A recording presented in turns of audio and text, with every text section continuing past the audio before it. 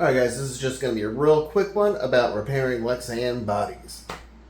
Alright, so what I got going on here is I got this beautiful body with a car, but the holes are tearing out and they're just blown out, and this body's super thin and it just wants to break. So what I've done is I've taken a scrap piece of Lexan, I've cut out the holes to fit perfectly over the body posts, and I'm going to literally just shoe goo this to the underside of this hood and it'll be all fixed up. It'll be good as new. This is literally what I'm using right here. Shoe goo. I'm going to clean those two surfaces with some isopropyl and then throw the body on. Actually on the car. Squish it down onto the shoe goo on this and then tape it from the backside. And then just give it overnight to sit. Alright, so I've got my piece of Lexan here cut out perfectly to fit the body posts, like so. Make sure if you're using a piece left over from a body that you've removed any of the peel film that can be there from doing the body. So now what I'm going to do is hit with some isopropyl. A little bit of a scrub-a-dub-dub. Make sure that's all the way dry. Get out my masking tape. Make sure your tape doesn't cover the holes.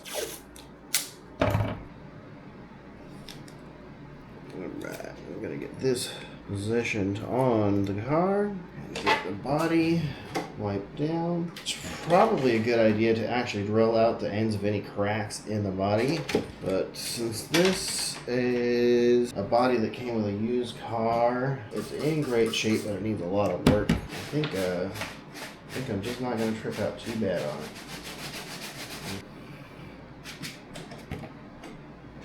Alright, so what I'm going to do here is on the body itself, and the deep textures around the holes, I'm going to go ahead and fill those up with shoe goo on the body itself. I'm going to extend a little bit past, making sure that I'm filling up any crack, because you want to bond the ends of those cracks together.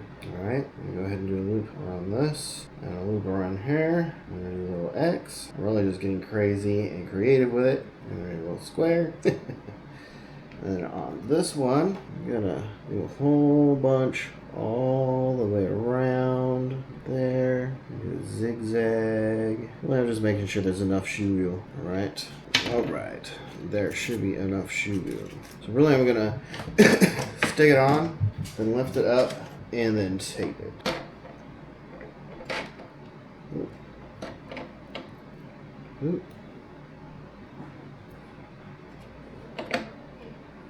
Right. And the shoe goo actually tacks it on there pretty well. So now I'm going to squeeze out the air and just tape it and let it set up. I'm going to wipe off the isopropyl anywhere the shoe goo got that don't really belong. And that should be alright.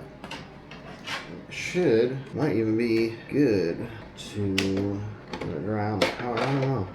Might help it position. Alright guys, and that is how you repair one of these bodies. That's just going to set up overnight and it'll be strong. I might do a little finish work on it.